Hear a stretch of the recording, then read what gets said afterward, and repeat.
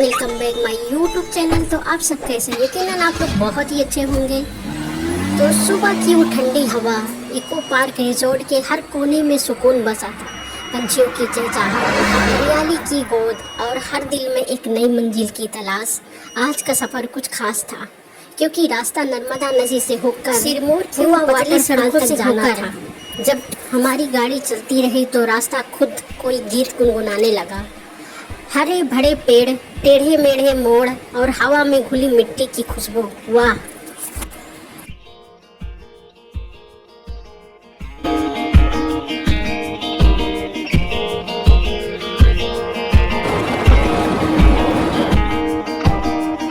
और फिर अचानक कानों में एक मधुर सी आवाज आई। वो कोई बुलावा था।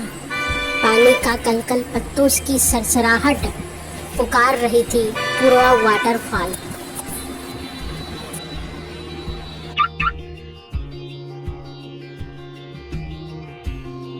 और जैसे जैसे हम पूरा वाटरफॉल्स के नज़दीक हमारे कदम बढ़ते जा रहे थे, मानो जन्नत सा महसूस हो रहा। हरा भरा पहाड़, रॉक, मतलब कह सकते हैं कि जन्नत से कहीं ज़्यादा लग रहा था।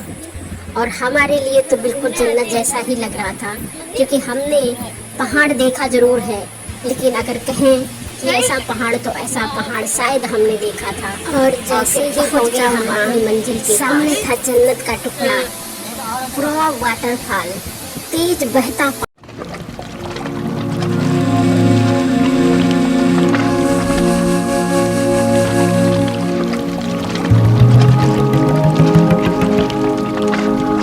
पानी चट्टानों से टकराता हुआ मानो सारी थकान को बहा ले जाए हमारा। वो ठंडा पानी चेहरे से टकराया तो एहसास हुआ जीना क्या होता है। हर बूंद में एक ताजगी थी, हर छींटे में बचपन था।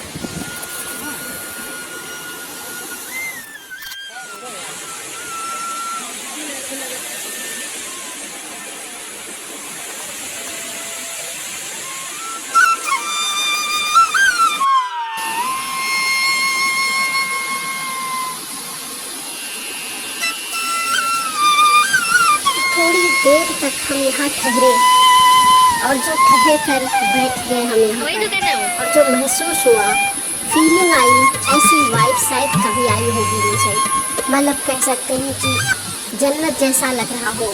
मान चारों तरफ से रॉक, पहाड़ दिख रहा हो और उन पहाड़ों में हरी हरी पत्तियाँ दिख रही हो। ऐसा लग रहा था कि यार यहाँ से छोड़कर ना ही जाए, ये छोड़कर ना जाए यहाँ से।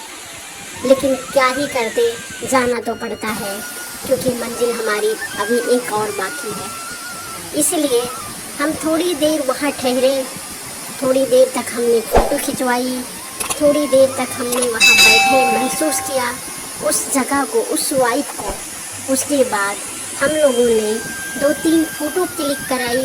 जो हमने वहीं पर फ़ोटो बनवाई है, वहीं पर काफ़ी लोग होते हैं जो आपको तुरंत 5 से 10 मिनट के टाइम में ही आपको फ़ोटो निकाल कर देते हैं। और उस फ़ोटो का प्राइस वो तुरंत देते हैं। A4 साइज़ का फ़ोटो होता है, उस फ़ोटो का जो प्राइस होता है वो 120 रुपये में बना कर देते हैं 3 फ़ोटो। और फिर उसके बाद हम लोग यहीं बैठे रहे कुछ देर तक और महसूस किया इन पहाड़ों को। कलकल करता पानी जब नीचे गिर रहा था तो ऐसा लग रहा था वाह, क्या कान में गूंज रही है आवाज़। शहर से काफ़ी दूर वीरान इलाका, पहाड़ों की एकदम बैठे हुए हैं हम पहाड़ों की गोद में। इतना सुंदर, इतना लाजवाब, मतलब हम कह सकते हैं कि आप हमारी बातों को या हमारी फीलिंग को हमारी नज़र से देखकर एक बार अगर आप देखेंगे तो आप वही फील करेंगे जो हम फील कर रहे थे उस टाइम यहाँ जाकर। पूरा वाटरफॉल मध्य प्रदेश के रीवा जिले में स्थित है और ये झरना तमसा रिवर पर बना हुआ है।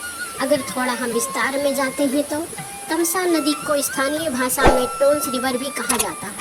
ये नदी रीवा से निकलती है और कई खूबसूरत झरनों का जन्म देती है, जिनमें पूरा वाटरफॉल प्रमुख है। पुरवा वाटरफॉल की ऊंचाई लगभग 70 मीटर यानी 200 और ये रीवा शहर से लगभग 30 से 35 किलोमीटर की दूरी पर स्थित है। जहाँ तमसा नदी चट्टानों से टकरा कर नीचे गिरती है, वहीं जन्म लेता है पुरवा वाटरफॉल। रीवा की गोद में छुपा एक कह सकते हैं कि जादू झरना है, बहुत सुंदर।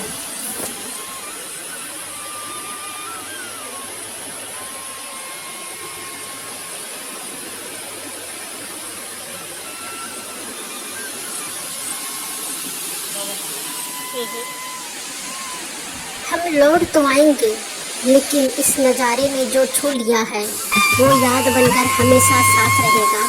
पुरवा वाटरफॉल एक एहसास, एक कहानी।